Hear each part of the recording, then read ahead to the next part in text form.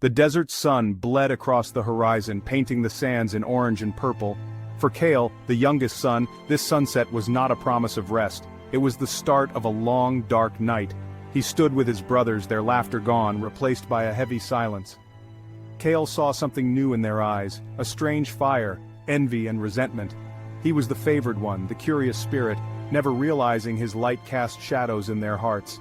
They led him to a forgotten well, calling it a test of courage, but their smiles were cold. Suddenly, a forceful push. Cale fell, the sky vanishing, the well's darkness rushing up. The air was stolen from his lungs. Above, his brothers' voices echoed, bitter and distant. Words of jealousy, of dreams and favor drifted down. Cale's mind reeled. This was no game. This was betrayal. He hit the bottom, pain shooting through him. The circle of sky above shrank, his brothers' faces cold and final. Then they were gone, footsteps fading into silence. Cale was alone, plunged into a darkness deeper than any night. The sun had set, and with it the world he knew vanished forever. The desert, once vast and open, became a prison of stone and shadow. He called out, but only echoes answered. The silence pressed in, heavy and sharp.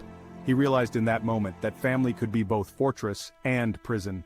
The warmth of childhood memories turned to ice.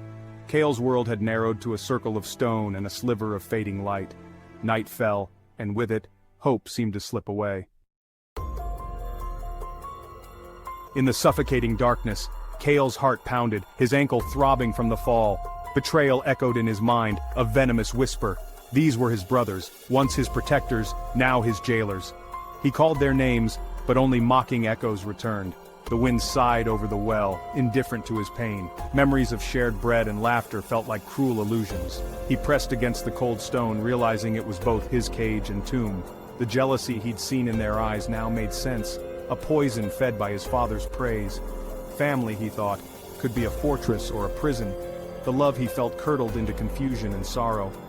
As the night deepened, the cold seeped into his bones, but a deeper cold settled in his heart. He was utterly alone. No one knew where he was. The stars above, once friendly, now seemed distant and uncaring. Cale, the boy who had been loved, was now the boy forgotten. The silence was a living thing pressing in from all sides. He realized that survival would depend on more than hope. The well was not just a pit, it was a crucible. In the darkness, Cale's spirit was tested, and the first lesson was loneliness. Days blurred together in the well's twilight. Thirst tormented him. His throat cracked and raw. He pressed his face to the stone, desperate for moisture. Hope withered as he watched the sliver of sky drift by. Hunger gnawed, but thirst was a fire inside him. Dreams of home became torture, haunted by his brothers' faces. He was trapped in a cycle of memory and misery. The boy who ran free was now a prisoner of stone and shadow. Sometimes surrender seemed a mercy. The darkness whispered promises of relief. The well was not just a prison, it was a test of will.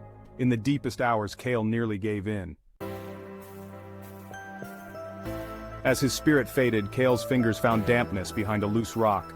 A single drop of water clung to the stone, more precious than gold. He pressed his lips to it, tasting life. It was a miracle, a sign the universe hadn't forgotten him. He waited for each drop, collecting them on his tongue. It wasn't enough to quench his thirst, but it kept him alive. The water became his anchor, rekindling hope. If water could find a way through stone, maybe he could too. The discovery shifted something inside him. Surrender gave way to determination.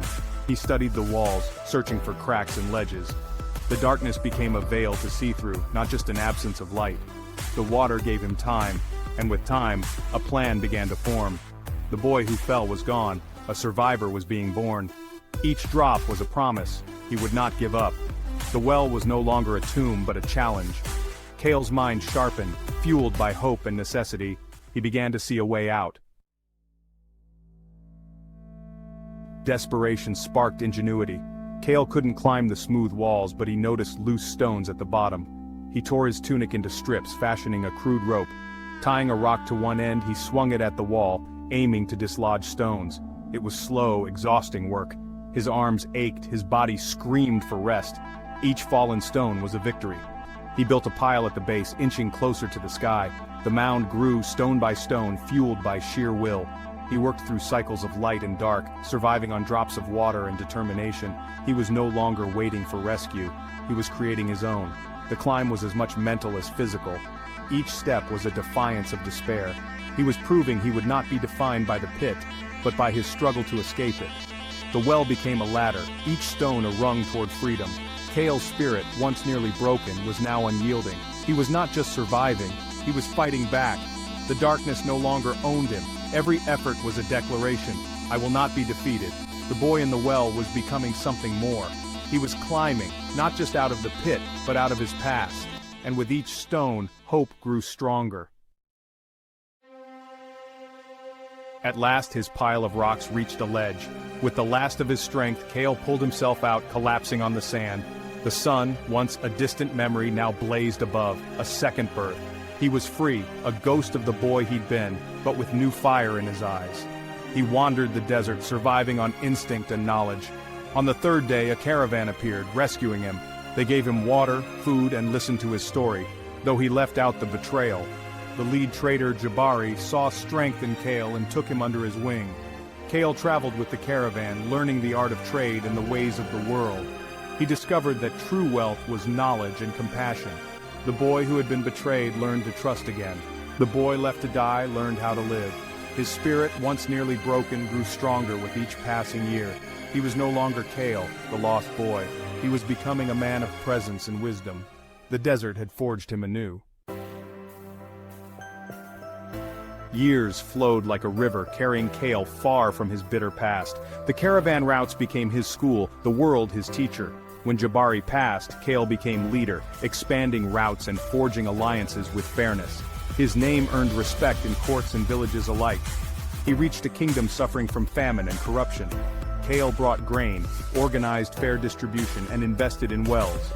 The people saw him as a savior, offering him the throne out of gratitude. As king, he ruled with wisdom born of suffering. He brought light, water, and justice to his people. His kingdom prospered, a beacon of hope in a harsh world. He never forgot the well. It became a source of strength, not pain. From the deepest pit, he had climbed into the light. At night, he looked at the stars, no longer a frightened boy, but a king. The past, however, was never far behind. It was about to circle back. One day, a group of desperate traders was brought before Kale's throne. Gaunt and weathered, they pleaded for mercy, speaking of famine and a grieving father. Kale recognized them instantly, his brothers, Elara and Ren. They did not know him, the king before them. They bowed, expecting harsh judgment. The lie of his disappearance stung, but Kale saw their desperation.